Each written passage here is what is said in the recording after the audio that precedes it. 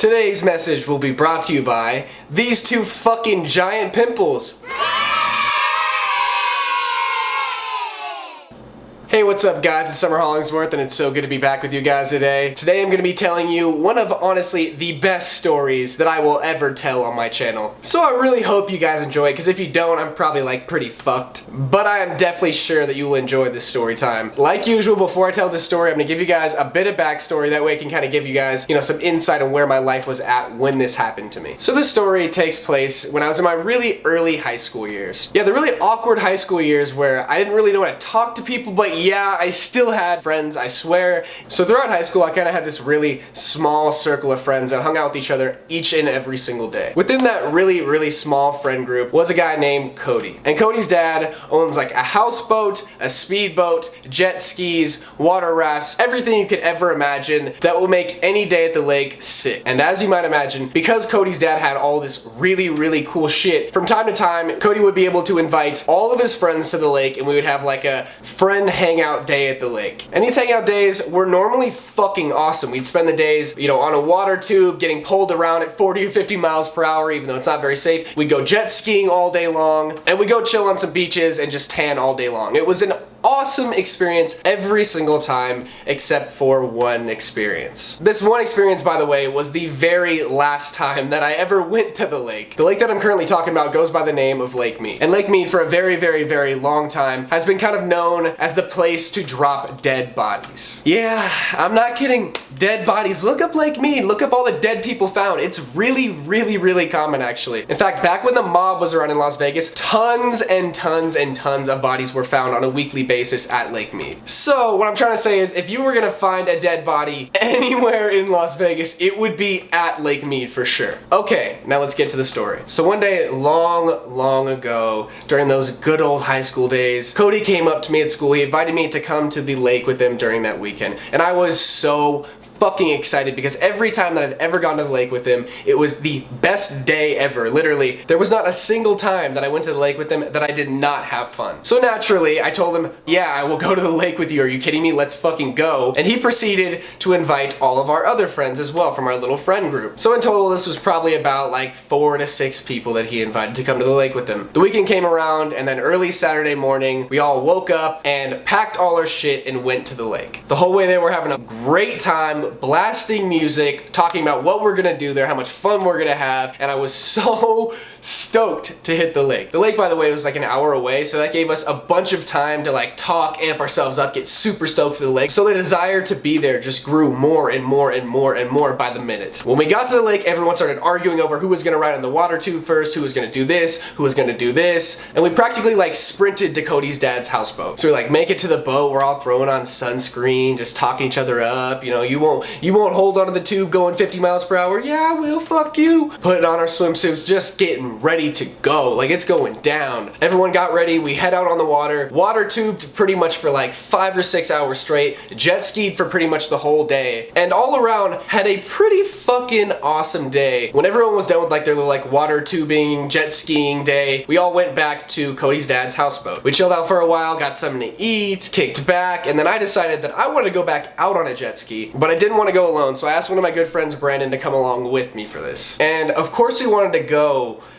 Little did he know though, that was gonna be like, honestly, one of the worst decisions that he ever fucking made, because, yeah, I'll get to that. So Brandon and I go out on the water, we're flying, going like 40, 50 miles per hour, and we just jet skied for probably 2 hours straight, did not stop, just went everywhere in this lake. About 2 hours in though, we decided like, hey, let's start drifting inside of the coves, that'll be so much fun. And this was actually like fun, we're drifting around having a blast. But then all of the sudden, we go past something floating in the water, my buddy turns around and goes, dude, was that a fucking dead body? And I was like, yeah, ha, you're so fucking funny. Yeah, a dead body, ooh, yeah. No, stop fucking with me, you're lying. And then he proceeded to repeat, no, dude, that is a fucking dead body. And then once again, I was like, yeah, whatever, Brandon, you're so fucking funny, ha. And he's like, nah, we're going over there right now. So we turn the jet ski around, go back, and sure enough, there was something in that water that I will never forget. The thought of what I saw is burned into my brain for fucking eternity. We pull up to this floating object, and sure enough, it is this big, massive man, frozen bright purple, literally his skin had turned purple, with his face frozen like this. And his arms were clawed as well, like this. And it was terrifying. One of the scariest things that I still have ever seen in my life. He was not kidding. That was a dead fucking body. So, you know, being like 15 or 16 at the time, my reaction is to completely freak the fuck out, and so is Brandon's. And we speed back to Cody's houseboat as fast as we can while proceeding to scream at the top of our lungs the entire fucking way. Literally the entire way back is just us like, ah, ah, fuck, what the fuck was that? Oh my god, ah, just screaming, losing our mind, because a dead body is some crazy shit to see when you're that young. Honestly, even a dead body would be crazy as fuck to see today, but back then especially. So we fly back home, and honestly, like an unsafe speed, like we should not have been going that fast, but we were so freaked out that we sped back to the houseboat as fast as we could. And when we got there, we told everyone in the houseboat, and everyone reacted the same exact way that I did in the beginning. Ha ha ha, yeah, you're so funny, you found a dead body. Good joke, guys. Yeah, that's real funny. Haha. We tried to convince him, like, no, dude, there's a fucking dead body over there. Like, we found that shit. We wouldn't be freaking out if we hadn't found a dead body. And they're like, oh yeah, I'm so sure you found a dead body. If you did, why don't you go tell the marshals then? The marshals are like right over there. You won't go tell them. I bet you won't. So me and Brandon look at each other and we're like, okay then, that's honestly what we should be doing. So like, deuces, guys, we're gonna go tell the fucking marshal about this. At this point, I still think that everyone thought that we were fucking kidding and that we were just gonna go say what's up to the marshal. And we went up to the marshal like, hey, we found a dead body. I don't know what to do. I'm really freaked out. Like, can you please send someone out there to like get this body? Because this is really fucking scary. So we then wait for like a ridiculous amount of fucking time, like literally 2.5 hours for an actual like Coast Guard or coroner, I think it was a coroner, to show up. When the coroner finally like arrives, Brandon and I both go back to the houseboat. We're like, hey guys, the coroner is fucking here. Come with us. We're about to show you a dead body and prove you the fuck wrong. At this point, like all of my friends are kind of now like, wait, they actually got the coroner? Like, wait, did you actually find a dead, what the fuck? So we all hop in the speedboat, go back over to where we found this body. Sure enough, he is still there. The coroner finds him, picks him up out the water, puts him in the boat. Brandon and I turn to our friends and we're like, oh really? So we were lying. We were lying. Does that not look like a frozen purple man right there? Because I'm pretty fucking sure that that looks like a frozen purple man. We were not liars. It was like a moment of like revelation had come over Cody's dad and all of our friends, because they didn't believe us, and all of a sudden they're like, wow, okay.